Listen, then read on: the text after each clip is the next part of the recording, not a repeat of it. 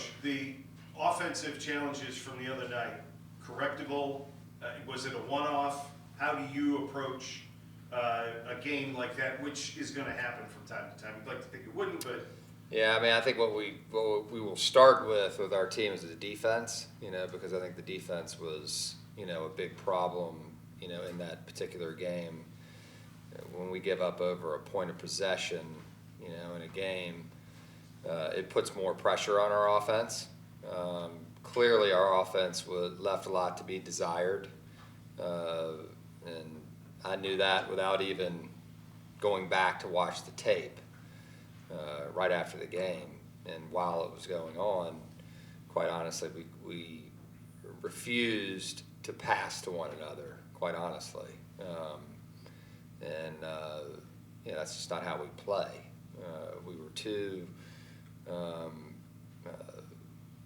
content with driving in, and taking hard shots, and we just didn't make the second and third play after that. And sometimes it's not an intentional thing. I don't think it's a selfish thing, right? It's just it was a situation where we had some guys trying to get us going, but at the same time, the way we get us going is by moving the ball, right? And getting inside of their defense, but also kicking it back out and moving it and getting to that third and fourth reversal to where all of a sudden we get a lot cleaner looks. And we did have some clean looks that just didn't go in. And so when you combine the bad shots with the open shots that didn't go in, now you have a bit of a problem. But the biggest issue was defensively we were not very good. Do you expect a similar defensive challenge on Saturday with what Richmond will usually bring? Yeah, I mean, they always bring a challenge, right? With the way that they run their offense, it tests you. It tests your principles. It tests the way that you defend, they can get behind you. They certainly can shoot, from behind the arc. And they seek the layups and the execution layups, and then the post ups and certainly the threes. And I know the three ball over the course of the entire season hasn't gone in, a little bit like us. We feel like we have some good shooters, but it just hasn't really materialized overall for us this year. And I think they're a little bit in the same boat from a 3-point percentage standpoint. But I think they shot it better last night, so we'll see. See anything change defensively for you guys from the first half to the second half the other night? Because you held them to 28 in the first half.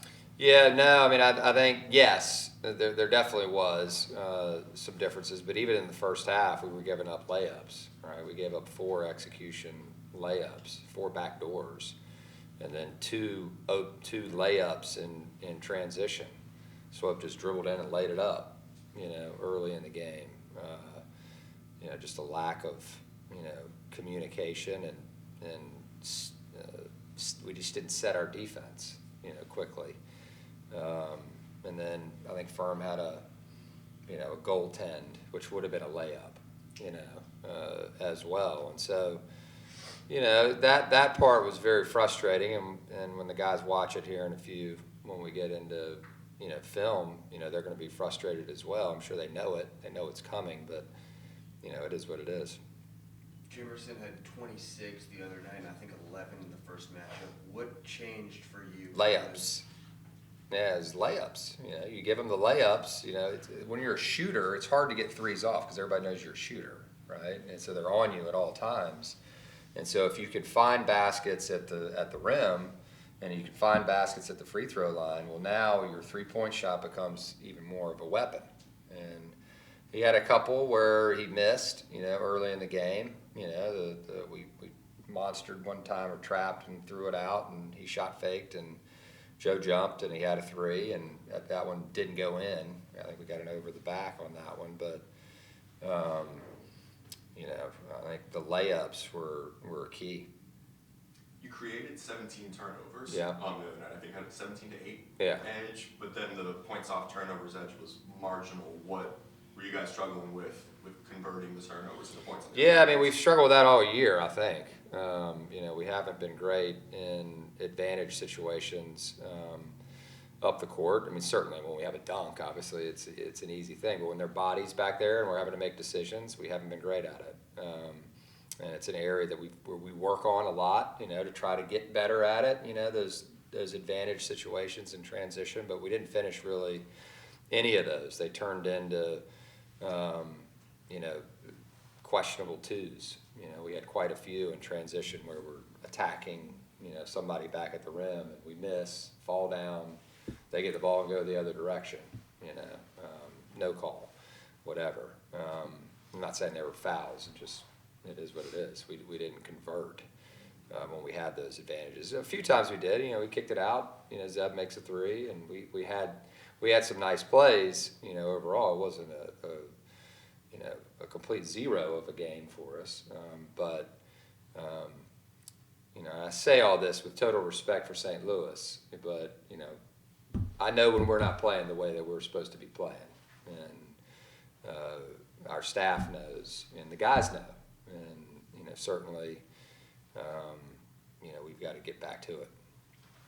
When you watch Richmond with Hunt and without Hunt, how much of a loss is it for them on film without him in there? Yeah, I mean, it's, they're not going to make much of it, but it's a huge loss, right? I mean, it's a huge loss because he was a great leader.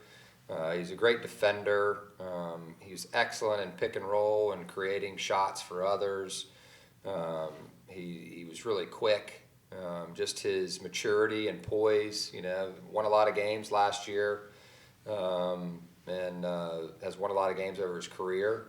He's an experienced guy, and anytime you lose somebody like that unexpectedly, and at a time where you're beginning to, you're right at a time where you're starting to play better. They certainly were playing better, and then they're beginning to go into conference, right? And to lose somebody at that stage, puts a lot of pressure, on the other guys, and they've done an admirable job, right, of stepping up and been in every game, and certainly won some games, with the start, in conference. But we have a hard league, right? And when you lose one of your best player, that's going to challenge any team.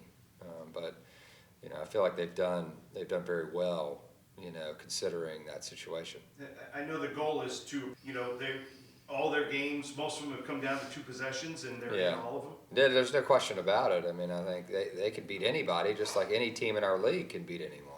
I mean, I think, Fordham's, come alive here, right? They've had 2 wins, recently. And so I don't think this is a league where you can, and I think most leagues are like this, where you can just say, hey, we got this one, right? And, for us, every game that we approach it the same way. Like there's a sense of urgency, that you have to have to win basketball games. And there's a way that you go about it. And our guys understand how we prep, and they understand, that we can be beaten at any time. We just were beaten, and so we need to respond in an appropriate way. And just so happens that, a team right, down the street, that we're used to playing year in and year out, we know they want to win and we want to win. And so we have to be ready, ready to play.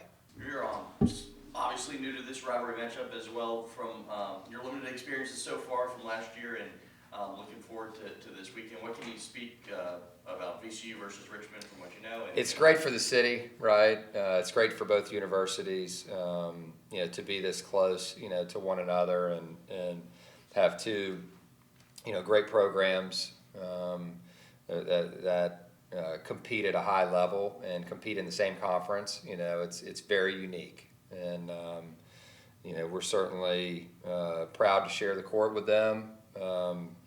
I know they feel the same way, but when it's tipped up, we both want to go at it, and that's the great thing about rivalries like that, and especially ones where it's in close proximity. It just means more. And certainly last year's games both were down to the wire, very well played by the guys on both sides, and I think certainly each year can be a little bit different, and each game can be a little bit different, and so we've got to do our best to play well against a quality team like Richmond. Danny and Owen said they'll sit in separate sections, but They better. might Yeah, they better. I mean, this is the one time they can be on the other team. But yeah, they've done well with it, and it's been fun to watch Danny develop over the season. I haven't seen every game, but I've been there. It's funny because like sometimes I'll be there and Chris won't, or Chris will be there and I won't, just because of our schedules. And then sometimes we're there together, and it's neat to kind of watch both kids grow over the season.